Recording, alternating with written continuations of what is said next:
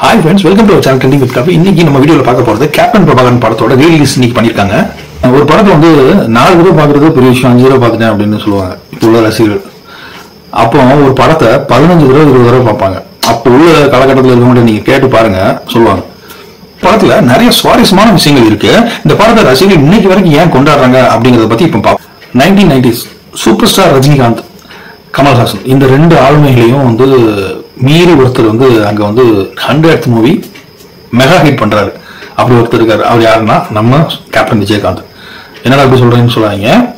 ரஜினி கமலுக்கு கூட 100th movie, அதாவது ரஜினிக்கு ராகவேந்திரா, கமலுக்கு வந்து ராஜபார்வை, அவங்களுக்கு கூட சக்சஸ் ஆகாத ஒரு விஷயம் இவருக்கு 175 டேஸ் தாண்டி போயிட்டு இருக்கு. அதுவும் ஒரு சில தியேட்டர்ல வந்து 280 டேஸ் ஓடி இருக்கு கேப்டன் பிரபாகரன். அப்போ அந்த அளவுக்கு அந்த படம் ரீச் ஆகிறதுக்கு வந்து அந்த படத்தோட கதை, திரைக்கதை, அந்த படத்தோட வசனம், இயக்கம், மியூசிக் எல்லாமே வந்து விஜயகாந்தோட நடிப்பு எல்லாமே வந்து வேற லெவல்ல இருந்துச்சு.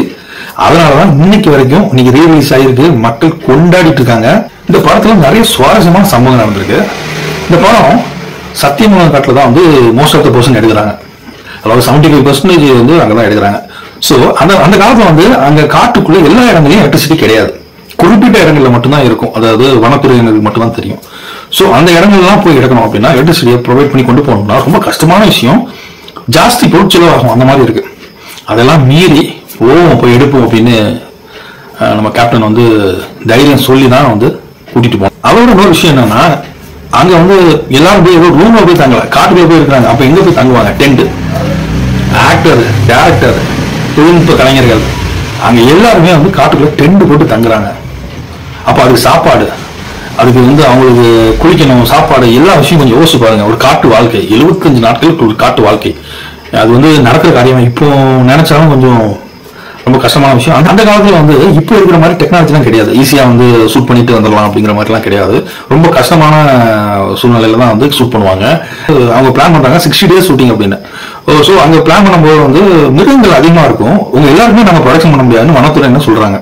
ஸோ விஜயகாந்த் சொல்றாரு, நம்ம பண்ணுங்க, நீங்க முடிஞ்ச வரை பண்ணுங்க, நாங்க பண்ணிடுறோம் அப்படின்ட்டு தைரியமா கூட்டிட்டு போறாரு. சோ சில நேரங்கள்ல அங்க ஷூட்டிங் பண்ண முடியாத ஒரு காரணங்கள் வந்து தமிழ்நாட்டுல நடந்ததுனால இவங்க சாலக்குடி போறாங்க. அத்திரப்பள்ளி ஃபால்ஸ் தெரியும்ல, அந்த சைட்ல நிறைய ஷூட்டிங் பண்றாங்க. நிறைய சீன்ஸ் உங்களுக்கு கிளைமேக்ஸ் எல்லாமே அங்கதான் பண்ணிருக்காங்க, உங்களுக்கு நீங்களே பார்த்தாலே தெரியும். அப்போ கொஞ்சம் சீன்ஸ் தமிழ்நாட்டுல, கொஞ்சம் சீன்ஸ் வந்து சாலக்குடி அப்படின்னு மாத்திக்கிறாங்க. கிட்டத்தட்ட வந்து ஒரு 32 நாள் 35 நாள் வந்து சத்தியமங்கலம் காட்டுல ஷூட் பண்ணிட்டு மீதி போர்ஷன் வந்து சாலக்குடியில போய் கேரளால ஷூட் பண்ணாங்க. இந்த படம் ரொம்ப பேசப்பட்டதுக்கு இன்னொரு காரணம் வந்து விஜயகாந்தோட ஃபைட். விஜயகாந்த் ஃபைட் ஸ்டைல வந்து அந்த காலத்துல வந்து அவங்க ரசிகர்கள் மட்டும் இல்லாம எல்லா ரசிகர்களுமே வந்து பாராட்டப்பட்டது. அந்த அளவுக்கு வந்து அந்த காலை வச்சு ஃபைட் பண்றதுல விஜயகாந்த் மாதிரி யாருமே ஃபைட் பண்ண மாட்டாங்க. அதனால அவர் ஃபைட்டுக்கு ஒரு கூட்டம் இருந்துச்சு அந்த காலத்துல. சோ அந்த படத்துலயும் அது குறை இல்லாம நிறைய ஃபைட் சீன்ஸ் தூக்கிட்டு பேக் கிக் அடிப்பாரு பாருங்க. அந்த அவரை தவிர வேற யாருமே பண்ண முடியாது. அவ்வளவு நேர்த்தியா பண்ணுவாரு, கண்டினியூஸா பண்ணுவாரு. அந்த ஃபைட்ஸ் வந்து அந்த காலத்துல வந்து ரொம்ப பயங்கரமா பேசப்பட்டது. அது எல்லா படத்துலயும் அந்த பேக் கிக் இருக்கும். ஒரு சில சீன்ஸ்லாம் வந்து மரத்து மேல இருந்து வந்து கீழே வந்து வில்லனோட ஆட்களை அட்டாக் பண்ணும். அந்த மாதிரிலாம் சீன்லாம் இருக்கு. ஸோ வந்து டூப்லாம் வேணாங்க, நானே ஃபைட் பண்றேன், கயர்ல நானே குதிக்கிறேன் அப்படிங்கிறாரு விஜயகாந்த். நிறைய சீன்ஸ் டூப் இல்லாம பண்ணிருக்காங்க. அப்படி சொல்லிட்டே போவாங்க. விஜயகாந்த் வந்து இந்த படத்தை வந்து அப்படி தூக்கி நிப்பாட்டினதுல முதல் ஆள் விஜயகாந்த் தாங்க. இந்த படத்தோட கருவை பாத்தீங்கன்னா வந்து வீரப்பனோட வந்து இந்த சந்தன கடத்தல் அதை பத்தி எடுத்த மாதிரி தான் இருக்கும். முக்கால்வாசி வந்து அடாப்டேஷன் அங்க இருந்தா அந்த மாதிரி இருக்கும். மன்சூர் அலிகான் வந்து வில்லனா நடிக்க போறாரு. கொஞ்சம் அவருக்கு ஒரு பதட்டம் இருக்கு, என்ன பண்ண போறோம் அப்படின்ட்டு இருக்கு. அவர் வந்து கிட்டத்தட்ட அவர் வந்து அறிமுகம், இந்த படமா அறிமுகம்னு சொல்றாங்க. அப்போ விஜயகாந்த் கூப்பிட்டு இந்த படம் வந்து ரிலீஸ் ஆனதுக்கப்புறம் ரேஞ்சை வேற நீ பாரு அப்படின்னு கூப்பிட்டு தட்டி கொடுத்தாராம். அந்த அளவுக்கு மன்சூர் அலிகான் இந்த படத்துக்கு அப்புறம் உண்மையிலே வந்து நிறைய படங்கள் வந்து வில்லன் நடிச்சிருக்காரு. செல்லுமணி வந்து அப்போ வந்து ஒரு யங் டைரக்டர்.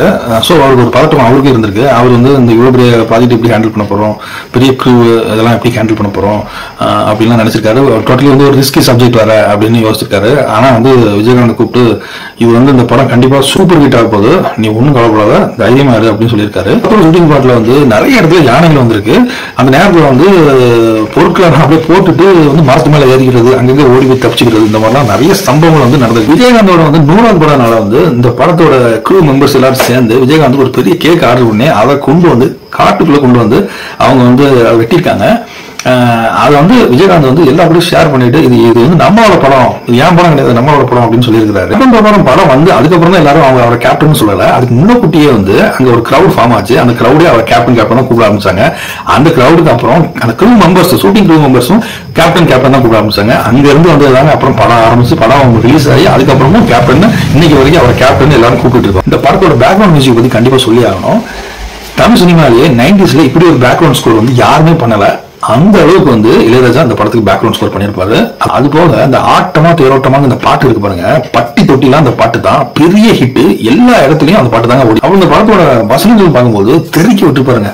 படத்துல அவ்வளவு அரசியல் நடக்கிற கரப்ஷன், ஒரு குற்றவாளி ஏன் உருவாக்கப்படுறான் அப்படிங்கறதெல்லாம் கிளியரா அந்த காலத்துல 34 வருஷத்துக்கு முன்னாடி வந்து அப்படி எடுத்து காமிச்சிருப்பாங்க. விஜயகாந்த் வந்தாலே ஒரு கெத்துங்க, ஒவ்வொரு சீனும் கெத்து, ஒவ்வொரு டயலாகும் கெத்து, அப்படி அனல் பறக்கும் வசனங்கள்லாம். அப்படிலாம் வந்து இந்த காலத்துல இப்போ அப்படி ஒரு படங்கள் வருதா அப்படின்னு கேட்டா ரொம்ப குறைவு அப்படிதான் நான் சொல்லுவேன்.